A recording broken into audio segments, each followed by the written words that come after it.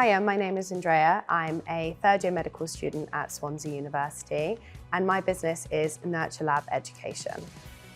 NurtureLab is a tutoring company. We provide online and in-person tuition within Wales and the whole of the UK. NurtureLab prides itself in providing accessible, high-quality tuition.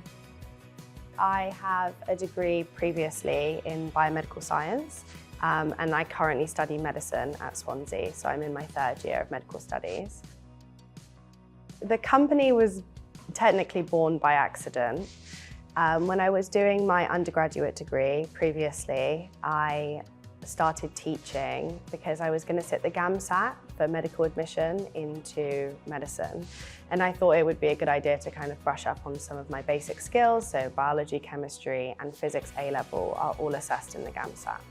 So I started tutoring as a way of almost revising myself. And in doing that, I found a real passion for it. And then when I was living in Swansea, I started to get more clients than I could deal with, and I was essentially working a full-time job and doing medicine full-time. And so I decided that it would be a good idea to hire someone. I put a lot of thought into who I was going to hire because it was my name that was kind of out there.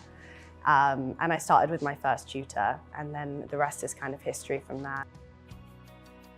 I did my pitch at the big pitch and I won, so I was granted £3,000, which was wonderful. It was a lot of money for my business. At the time, it still is a lot of money for my business now. My biggest piece of advice for somebody that wants to start business is that it's not built overnight. So every idea that you have, you need to look at it from every single angle and pressure test it. And before you start putting money into something, put time into it. And I think that's something that people need to realise is concepts and the greatest ideas are made with people's minds, not with people's wallets.